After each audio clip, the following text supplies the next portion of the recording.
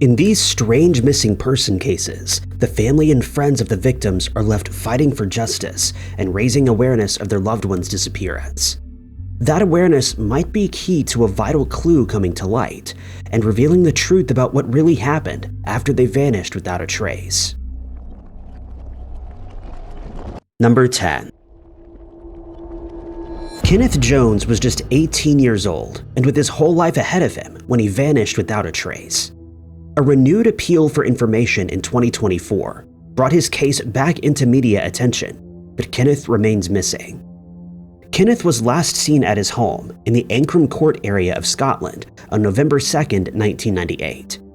The day of his disappearance had been completely ordinary. He spent the day playing video games with his uncle, who lived on the same street, then made the short walk back to his parents' home. At about 10:30 p.m., he went to bed. His parents later retired for the night.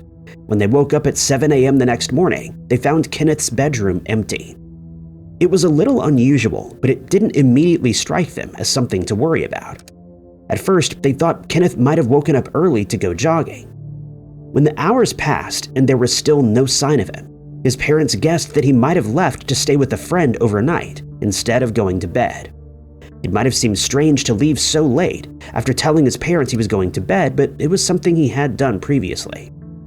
But when Kenneth still hadn't come home by the following morning, his parents had run out of explanations. He was reported missing to the local authorities, and a public appeal for information was made. In the first weeks of the investigation, there were a few reported sightings of someone matching Kenneth's description. One of these included a hitchhiker who was dropped off in Dunshaugh, but this man was later traced and confirmed to be unrelated to the case. All the sightings were followed up on, and each one was revealed to be a false lead. One of the things that made the case so strange was how little Kenneth had left with. He wasn't dressed for the type of weather of a November night in Scotland. He was wearing a black leather zip-up jacket, black jeans, and yellow and green shoes. He didn't take anything with him, and his parents believed this indicated he hadn't planned to be gone for long. Over the years, many appeals have been made. 15 years after Kenneth vanished, Alan Bryant went missing from the same town on the anniversary of Kenneth's disappearance. The two cases are believed to be unrelated, but for a while after Alan's disappearance, the two families had made joint appeals on the anniversaries. In 2024, 25 years after Kenneth vanished, and with no new information on the case, the police launched a new probe into his disappearance. They asked for anyone who knew Kenneth or his social circle well, or any of his friends or relatives that they hadn't spoken to get in touch. Anyone with information can contact the police on 101, or the charity Crime Stoppers at 0800-555-111. Number 9. Nancy Snow disappeared under extremely suspicious circumstances in early November of 1980. The last person known to have seen her was giving conflicting stories about what happened before she vanished, leaving her family fearing the worst. Nancy was a 44-year-old mother of 3 living in Annapolis, Maryland at the time of her disappearance. She had moved there from California, where her ex-husband and their 3 daughters lived. Nancy had moved across the country so she could embark on a career in politics and had spent the 1980 election season working for the Republican National Committee. Nancy's job was part of the Missouri Senate election. She'd only recently moved into a new apartment in Annapolis, but had to spend the last few months of the campaign in St. Louis. A friend, Paul Collins, was left to look after her home while she was away. During her time in Missouri, Nancy kept in regular contact with her daughters and the rest of her family. She was a prolific letter writer and sent many letters and postcards to her family. In the letters, she told one daughter about a relationship that she'd just started with a TV producer, Paul Goodman. She also told her family she was exhausted from the campaign and was looking forward to relaxing at home. Nancy had decided politics wasn't for her. Instead, she was looking at setting up her own business chartering boats and living on the water. She was expecting a lot of change in her life as she traveled home from Missouri. Before going to Annapolis, though, she stopped in Baltimore for a party hosted by Goodman. They spent the night at a hotel and were seen getting breakfast together the following morning. Collins picked Nancy up from the hotel. This was the last time anybody other than Collins saw her. Nancy's family were expecting her to call when she got back to her apartment, but that never came. It was unlike her to not keep a commitment, but it was still possible that this phone call had simply slipped her mind. But one of Nancy's daughters had a birthday later that month, and when she didn't call to wish her happy birthday, her daughters knew something was wrong. Nancy's ex-husband called Collins to ask about her. Collins claimed she'd gone on a boat trip and would be back by Christmas. Even though Nancy had expressed an interest in leaving and working on a boat, the story was still unbelievable to her family. She wouldn't have left without telling them, especially as one of her daughters was expecting to move in with her when she started university. Christmas came and there was still no word from Nancy. In January of 1981, her daughter came to Annapolis and found Collins was living in her mother's home. He claimed he was still house-sitting, and Nancy had given him permission to use her checkbook to pay bills and give himself a stipend. It was only then that Collins claimed that Nancy's sailing trip had actually been a spontaneous trip with a captain she had just met at a bar. The man was known as Captain J, but it isn't clear if J was an initial or if his name was actually J. They'd supposedly left from Florida, but when Nancy's family tried to search for any trace of Captain J, they could find nothing. Collins' story changed multiple times, even after the police became involved. Despite the suspicious activity, there was no evidence to classify Collins as anything more than a person of interest in Nancy's case.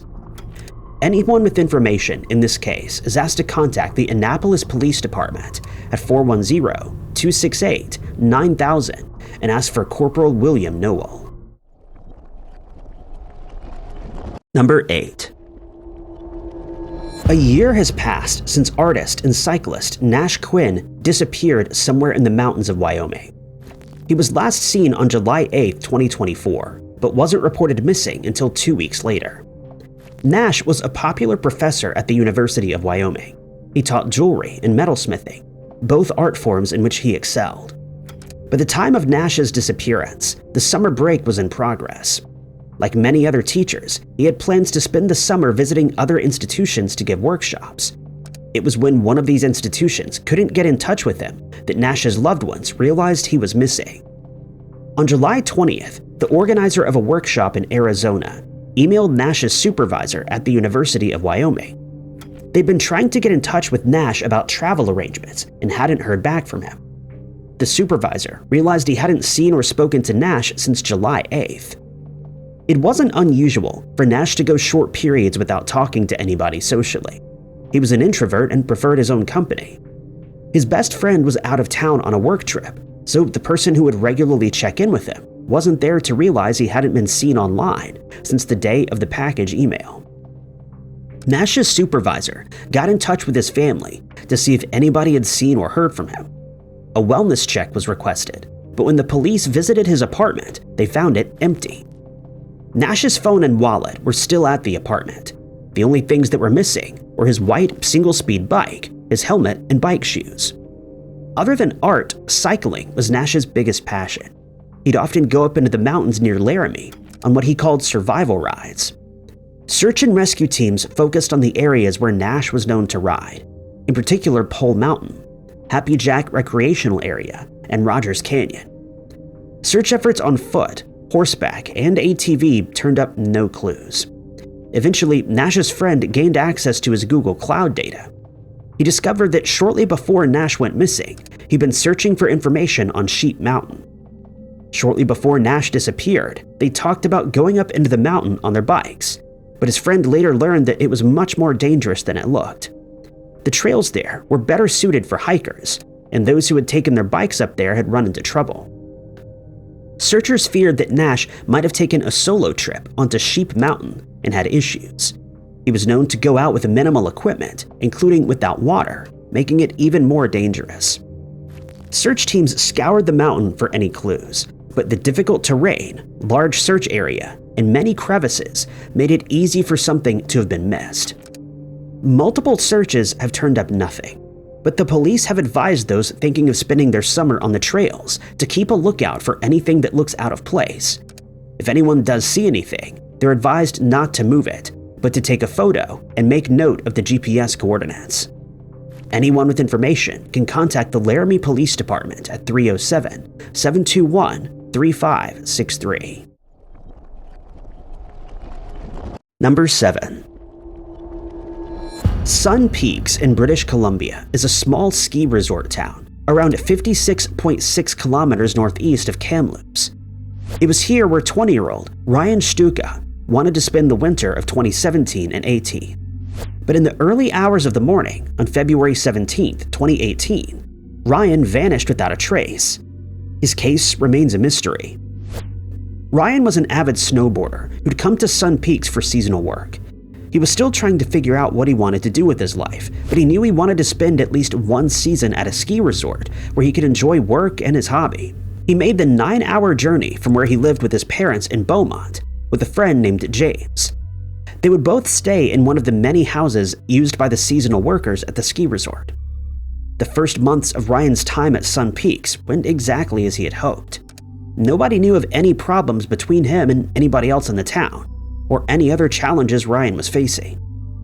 On February 16th, Ryan and a group of friends, including James, went out to a bar in the resort. The group moved on to the second bar, where a silent disco was taking place. Photos taken at the disco showed Ryan looking happy and enjoying himself. When this bar closed, the group moved on to a house party just outside the resort. It was located at a house on Burfield Drive, just a short walk from where Ryan and James were staying. The group arrived at the house at about 1 a.m., but it wasn't long before Ryan was ready to go home. At about 2 a.m., the group Ryan was with left the party. According to his friends, they'd seen Ryan getting ready to leave and assumed he was going with them when they left, but as they walked, they realized he wasn't with them. The temperature was well below freezing and snow lined the streets, so the group decided it was best to go home. They expected to see Ryan at work the following day, or at least for him to be back at home when their shifts ended. But Ryan never showed up for his job at the resort, and he didn't come home. It was only then that his friends contacted the police and Ryan's family. A search of the local area started immediately. It was only a 5 to 15-minute walk between the party and Ryan's home, and this is where the search initially focused. It had snowed a few inches between when Ryan went missing and when the search began, but search teams still expected to find indentations of footprints in the snow, but they found nothing, and canine units also found no scent to follow. Searches of a small strip of woodland between the two houses turned up no clues. It seemed as if he left the house and vanished into thin air. Ryan's family and the police continue to appeal for information that can help uncover the truth about what happened to Ryan on the morning of February 17, 2018. Anyone with information can contact the Kamloops RCMP at 250-828-3000. Number 6. According to friends and family, Goldie was in a good place in January of 2023. He was in the process of turning his life around, and many good things he had to look forward to. So his sudden disappearance at the end of the month was especially unusual. More than 2 years on, his case remains unexplained. Ian had recently moved into a new apartment in Iron Mountain, Michigan, after spending 20 years in nearby Escanaba. It was here where most of his family lived, although his closest relatives, his son, daughter, and parents, lived in Garden Peninsula. Ian seemed happy with the move and was turning his life around. He'd struggled with a few issues in the past, but according to his family, he was on an upward swing. He especially wanted to improve for his children. His son was about to graduate high school and was looking to study to become a teacher himself, while his young daughter was in preschool.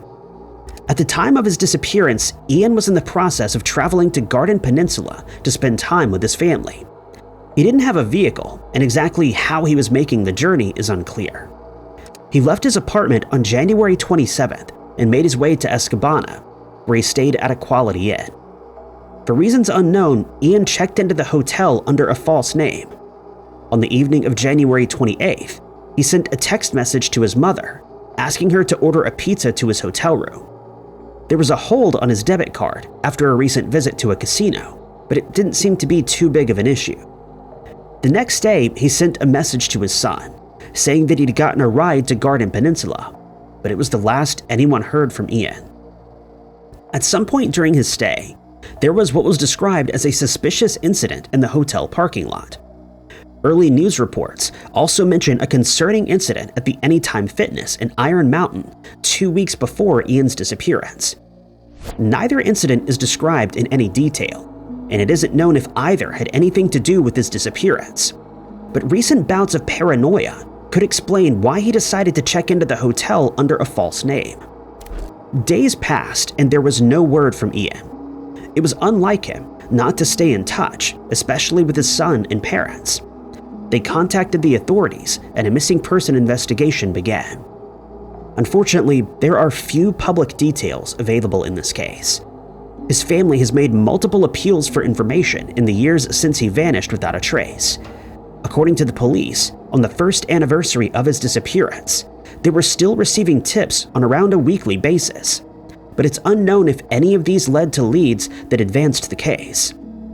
Anyone with information in this case can contact the Delta County Sheriff tip line at 906-217-0029 or Escabana Public Safety at 906-786-5911. Number 5. Almost 25 years have passed since Pierce Kreman vanished without a trace. When his family began to investigate his disappearance, the case only became even more mysterious. They're still searching for answers as to what happened on the night of October 30th, 2000. Pierce lived in Cork, Ireland, with his older brother Cormac at the time of his disappearance. He was 28 years old and worked as a tennis coach at local schools. His job meant he was relatively well known and liked in the local area. On the day of his disappearance, Pierce had lunch with his sister and mother. He was the youngest of a large family and was very close to them. They made plans to celebrate his sister's birthday a few days later, and Pierce seemed to be in good spirits. That evening, he went to the Viaduct Bar on Bandon Road for a few drinks with his friend and tennis partner. Neither Pierce's friend nor anybody else at the bar noticed anything out of the ordinary. Nobody expected this would be the last time they would see him. He left at about 8:30 p.m., telling his friend he was going home. But when Cormac woke up the following morning, his brother was nowhere to be seen. Pierce's car was also missing. His absence was immediately strange. Even if he had decided to stay out that night, it was out of character for him to do so without telling anybody. His family were unable to get a hold of him and decided to report him missing the same day. On November 9th, just a week after he disappeared, a family friend spotted Pierce at a local gas station filling up his car. The friend didn't realize it at the time that Pierce was considered missing and didn't see anything strange about the scene. It was only later that he realized he may have had a vital clue that could help the investigation. The fact that Pierce had apparently been in the local area for over a week without being noticed was strange enough. But the family would make another unusual discovery in February of 2001. Pierce's brother and a friend were walking along the cliffs near Roberts Cove, about a 40-minute drive from the bar where Pierce had vanished. They discovered a car license plate and quickly recognized it as belonging to Pierce. They noticed glass from a broken taillight on the cliff face and realized that a car had gone over. Navy divers were brought in to investigate the scene, and soon Pierce's car was recovered from the ocean. But Pierce wasn't in it. According to family, the police were confident that nobody had been in the car when it went over the cliff's edge. The keys were not in the ignition, and there was no sign of Pierce or anyone else in the vehicle. That only left the family with more questions than answers. The only other potential clue uncovered in this case was an unconfirmed sighting from Christmas Eve of 2000, 2 months after Pierce vanished. A man matching his description tried to get a room at a B&B on Matt Curtin Street, only a short distance from where Pierce was last seen. There were no available rooms, and the man left without providing any details. It's never been confirmed whether this was actually Pierce. Anyone with information should contact the Anglesey Street Garda Station at 021-452-2000. Number 4. June 12, 2021 should have been one of the happiest days in the lives of the Baker family as they celebrated a wedding. but one person who was supposed to be in attendance was missing. Daniel ONeal Baker, the bride's father, had disappeared 2 days earlier. He hasn't been seen or heard from since. Dan's problems began a few days before he was last seen, on June 8th. He'd been riding his motorcycle along Highway 200 trying to get to Helena, Montana for his daughter's wedding. On the journey, the motorcycle started to malfunction and he was left stranded. Dan walked the bike along the side of the highway for a while before a passing motorist offered him a lift. Dan was dropped off in Bethonie, where his bike, helmet, and keys were later found. The bike had some minor damage. The next day, Dan called his girlfriend Amy from a borrowed phone. He realized he'd left his own phone in the stranger's vehicle the day before. He assured Amy that he was okay and he'd gotten another lift. He was on his way to Povereo Center in Missoula, a half-hour drive away. Povereo Center is a non-profit organization that aims to offer food, shelter, and help those in need. It's a positive goal, but some from the area have found that the center can also attract a rough crowd. Dan was next in touch with Amy on June 10th, calling again from a borrowed phone. He was still in Missoula, and the couple were trying to make travel arrangements to get Dan to Helena. At some point in the call, Dan realized he didn't have his wallet with him. Amy could hear him asking someone in the background if they'd seen his wallet. Then the call disconnected. This was the last time anyone had seen or heard from Dan. Amy traveled to Missoula to see if she could find her boyfriend, but there was no sign of him. When Dan missed his daughter's wedding 2 days later, the family knew something was wrong. He was very family-oriented, and there was no way he would miss such an event. On June 14th, Dan was reported as a missing person. Dan's wallet had actually already been found at this point. The day after the last call to Amy, grounds workers at the University of Montana spotted the wallet in some bushes. There was no driver's license, but they did find an insurance card with Dan's work information. They called his boss to let him know that they'd found the wallet. The university is located only a short distance away from the center where Dan was last seen. The police and Dan's family made appeals in the local media for information in his case. A tip line and Facebook page dedicated to locating Dan were set up. Unfortunately, there have been few updates in the case. Dan is still listed as a missing person on the National Missing and Unidentified Persons system. He was 44 years old at the time of his disappearance. Anyone with information in this case can contact the Missoula Police Department at 406-552-6300. Number 3. The morning of September 4th, 2003, started like any other for the Shuttleworth family. Lisa Shuttleworth spoke to her daughter on the phone and drove her young son to school. But that afternoon, she failed to pick him up from the bus stop. It was the first sign that something was seriously wrong. Lisa wouldn't be heard from or seen again. Lisa lived in Aiken, South Carolina, with her 2 children, Christina and Ryan.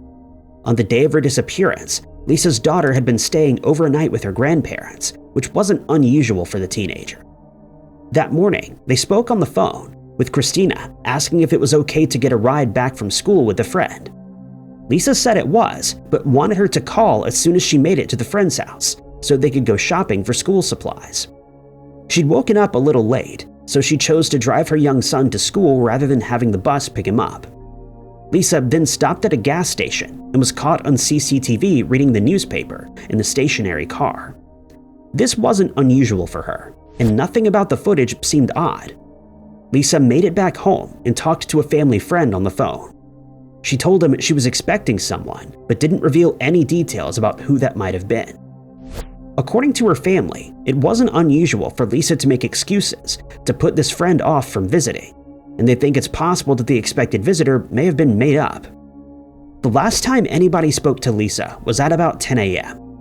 4 hours later, Ryan was expected to be picked up at the bus stop after school. There was no sign of Lisa. He walked back to the house but found the door locked. There were 2 cars parked outside. One was the vehicle Lisa had been using that day, borrowed from the family friend. The other was her own car, which wasn't working. Ryan went to a neighbor's house to wait with a friend for his mother to show up. At the same time, Christina was trying to get in touch with her mother. She tried calling and messaging her mother's pager but got no response. The family friend eventually stopped by the house to speak to Lisa. He thought she was ignoring her calls and wanted to come pick up a speaker Lisa had borrowed. He found Ryan waiting outside and realized that Lisa was actually missing. Lisa's parents were informed. They had a key to the house and arrived to see if they could find any clues about what had happened. Nothing seemed out of place inside. It looked as if someone had stepped out only a few moments ago. There was a pot of tea on the stove with a napkin on the handle.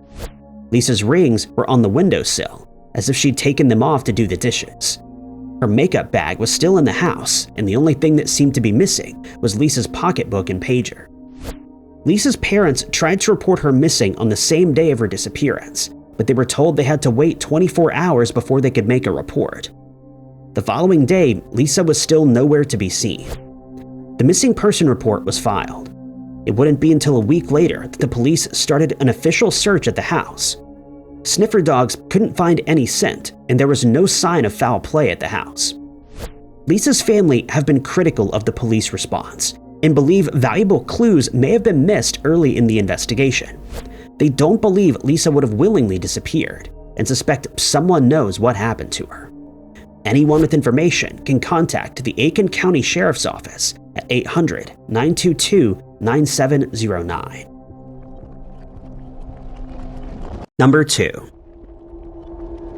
John Spyra disappeared under suspicious circumstances in February of 2007. His family's search for answers in the case only made them more suspicious of some of those closest to their missing loved one.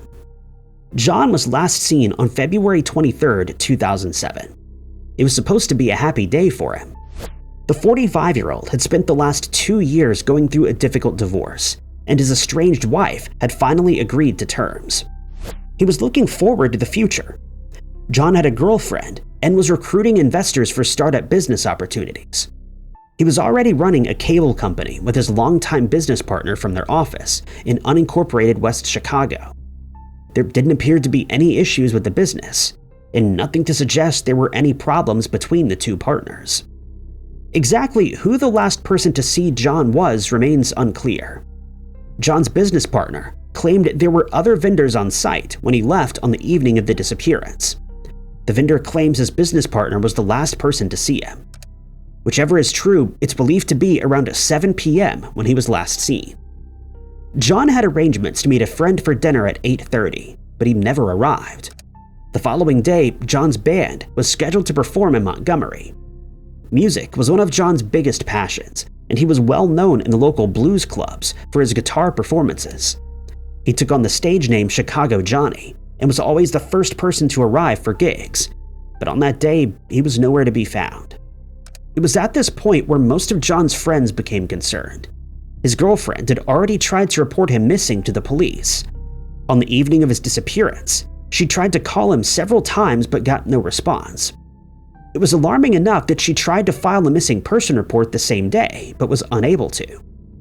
John's ex-wife, Suzanne, filed the report 2 days after he was last seen.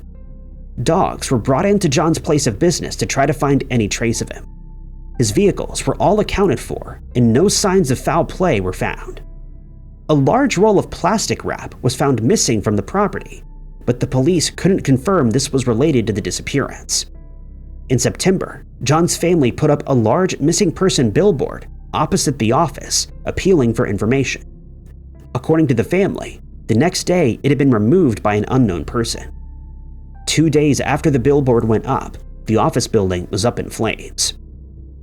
Investigators could never confirm if the fire was the result of foul play, but it may have destroyed valuable clues that weren't uncovered early in the missing person investigation. To John's family, Suzanne was a person of interest. His family had already worried about her before the disappearance, and she was allegedly uncooperative as they tried to locate her former husband. But she was never labeled as an official suspect in the case, and in 2010 she passed away from natural causes. If she did have any information, she took this information to her grave. Anyone with any information should contact DuPage County investigators at 630-407-2323. Number 1. Paige Coffee vanished without a trace from a suburb of Cleveland, Ohio in 2019. Since she was last seen, there have been few updates in her case, but her family continues to search for answers. Paige was 27 years old at the time of her disappearance and lived with her grandparents. She was very close to her entire family, but especially her mother, Trinity. Trinity described Paige as her best friend. Paige was very interested in fashion. She'd gone to university to study fashion merchandising and shared her love of it with her family by designing and making clothes for them. She also worked at a department store where she was in their management program with a goal of progressing within the company. It was on her way home from work that her mother last saw her. Paige didn't have a vehicle, so she had to rely on Lyfts and Uber drivers. On April 30th, 2019, she asked her mother for a ride. Trinity took Paige to work, and when her shift finished, picked her up again. Rather than going home, Paige asked to be dropped off at a gas station. Trinity didn't know it at the time, but the location was close to where Paige's boyfriend lived. The next day, Paige messaged Trinity to ask for money. They had a brief conversation and Paige said she was okay.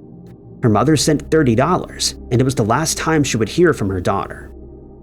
It was unusual for Trinity to go days without hearing from Paige. They'd normally keep in regular contact, and Trinity quickly began to worry. She tried calling her daughter but got no response. Nobody else had seen or heard from Paige for days. When Mother's Day came and there was still no sign of Paige, her family knew something was wrong. Paige was reported as a missing person to the authorities. Early in the investigation, CCTV footage was uncovered placing Paige's last known sighting on May 7th, around a week after she had last spoken to her mother. Paige was last seen at a Home Depot in the Steelyard Commons shopping plaza. She was with a man named Patrick Samar Mason Jr., a boyfriend whom she'd recently begun dating again. Before her family reported her missing, Trinity had called Mason to ask if he knew where she was. According to him, they'd broken up and he hadn't seen Paige for a while. They'd been together the day before Paige was last seen and were caught on CCTV purchasing brake fluid and a candy bar from the Home Depot. Unfortunately, cameras didn't capture what happened after they left the store. It's unknown if they went their separate ways after leaving or if Paige went with Mason to another location. There have been no further sightings of Paige.